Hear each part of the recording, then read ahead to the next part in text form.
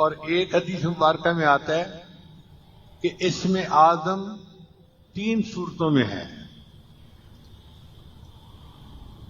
ایک سورہ بقرہ، دوسرا سورہ آل عمران اور تیسرا سورہ طٰہٰ۔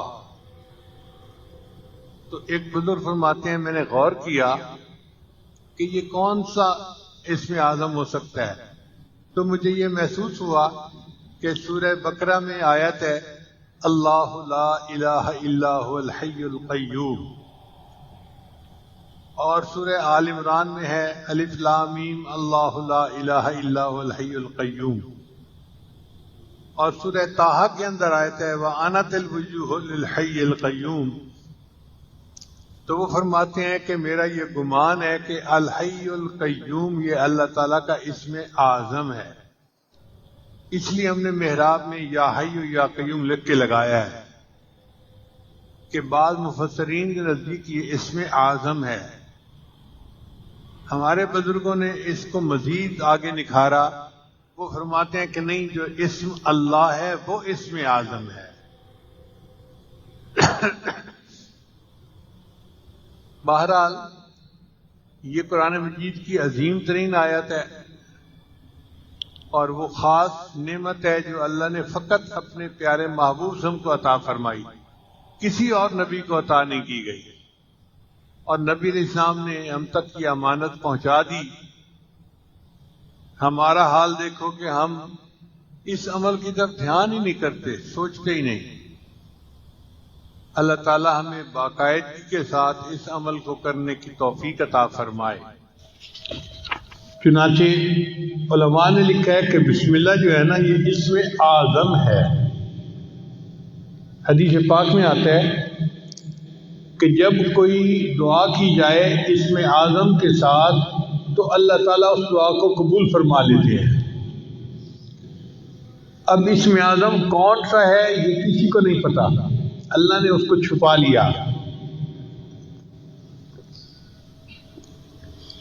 مگر امام اعظم ابو حنیفہ رحمۃ اللہ فرمایا کرتے تھے کہ اللہ تعالیٰ کا جو اسم ذات ہے نا اللہ، یہ اسم اعظم ہے۔ تو کسی نے پوچھا جی کہ آپ کے پاس دلیل کیا ہے اسم اعظم؟ تو انہوں نے فرمایا اس لیے کہ اللہ تعالیٰ نے اپنی کتاب میں سب سے پہلے جو نام نازل کیا وہ اللہ کا نام تھا۔ آپ دیکھیں اعوذ باللہ پڑھے تو پہلا نام کون سا آتا ہے؟ باقی صفاتی نام بعد میں، اور ذاتی نام اعوذ باللہ من الشیطان الرجیم بسم اللہ الرحمن الرحیم، تو اللہ کا نام سب سے پہلے۔ ان کا چونکہ اللہ کا نام سب سے پہلے پڑھا جاتا ہے اس لیے یہ اسم اعظم ہے۔ ان کا جی کوئی اور دلیل نہیں، ان کا دلیل یہ ہے کہ حدیث پاک سے ثابت ہے کہ اللہ تعالیٰ نے فرشتے کو حکم فرمایا ہوا ہے کہ جب بھی میرے کسی بندے کے نام سے میرا زبان سے میرا نام نکلے تو جب بھی تم میرا نام سنو تم قیامت کا جو سور بجانا ہے اس کو 40 سال پیچھے ہٹا دیا کرو۔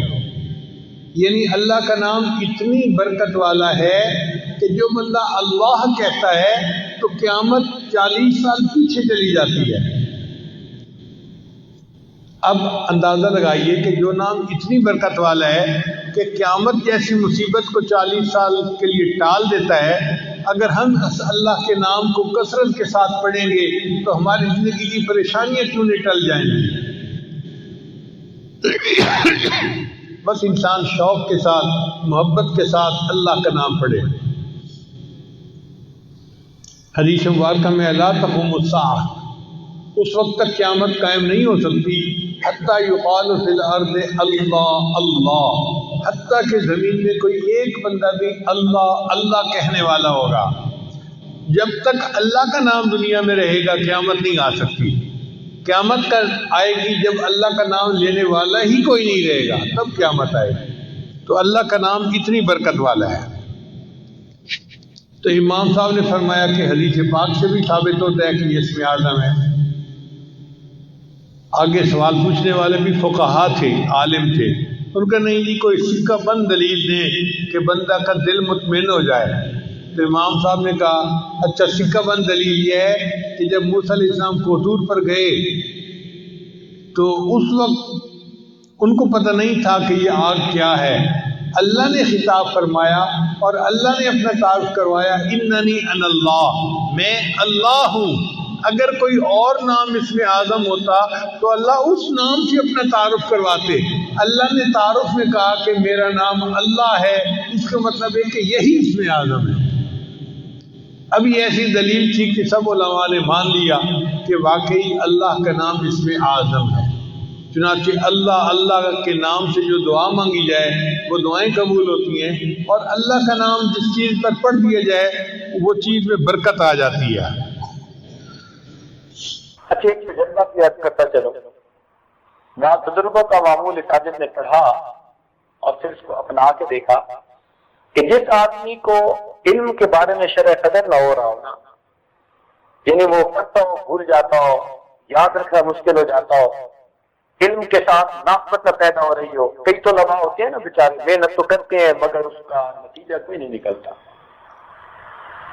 حضرت عبداللہ ابن عباس لانوں نے ایک مرتبہ، بلکہ عبداللہ ابن مسعود لانوں نے ایک مرتبہ پوری رات یہ آیت پڑھ کر گزاری، اور رب زدنی علما، اسی آیت سے پوری رات گزارتے رہے.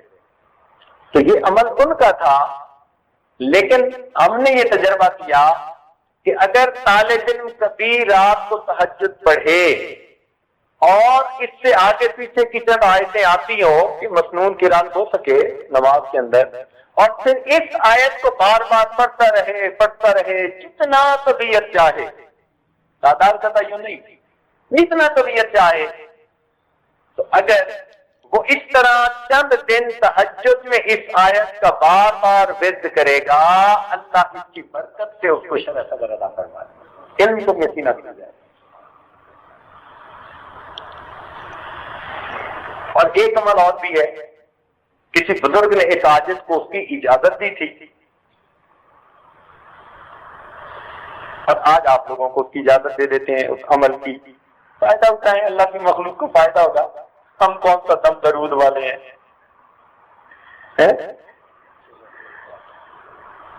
وہ عمل، ایک عمل تو یہ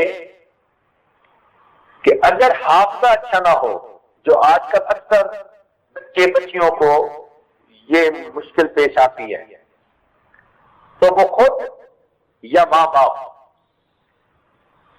روزانہ ہر نماز کے بعد سورہ الم نشرح لک صدرک یہ پڑھ کر ان کے سینے پہ پھونک دیا گیا. اگر بڑے ہو سمجھدار ہو تو جب بھی پڑھنے بیٹھے، پیپر دینے بیٹھے، پڑھنے بیٹھے، لیکچر سننے بیٹھے، استاد کا درس سننے بیٹھے، تو یہ سورت پڑھ کے سینے پہ پھونک دیں. جو آدمی اس کو اپنا معمول بنا لے گا، اللہ تعالیٰ اس کے حافظے کو کبھی فرما دے. اس عاجز نے اس عمل کو ہزاروں دوستوں پر آزمایا، ہزاروں دوستوں پر آزمایا. لوگوں نے یہاں تک بتایا کہ ایک آدمی 1 سال میٹرک میں فیل ہو گیا، پھر اس نے یہ عمل کسی محفل میں سنا اور اس نے باقاعدہ کرنا شروع کر دیا. اگلے سال پورے اسکول میں فرسٹ آ گیا. اسی محفل میں عاجز نے اسی طرح بتایا کہ بھائی پڑھا کریں، تو ایک بچی نے خط لکھ کر اپنے حالات بتائے. کہنے لگی کہ میں تو بڑی مشکل سے پاس ہوتی تھی، میرے دل کی تمنا تھی کہ میں لیڈی ڈاکٹر بنوں. آپ تک یہ عمل میں نے ایک محفل میں سنا، اس کو عمل کرنا شروع کر دیا، مس کبھی نہیں کیا. کہنے لگی میں نے امتحان دیا، الحمدللہ کا میڈیکل کالج میں پہنچ چکی. تو دنیا کی تعلیم میں لوگ فائدہ پا گئے، تو دین کی تعلیم میں تو یقیناً فائدہ ہوگا. اس لیے حفظ بچہ نہ کر رہا ہو، آگے چل نہ رہا ہو، حفظ پکا نہ ہوتا ہو، زیادہ غلطیاں آتی ہوں، تو سب کے لیے یہ مجدد عمل، جب بھی پڑھنے کے لیے بیٹھیں اول آخر ایک مرتبہ درود شریف، درمیان میں الم نشرح لک صدرک کی سورت پڑھ کے سینے سے پھونک لیں.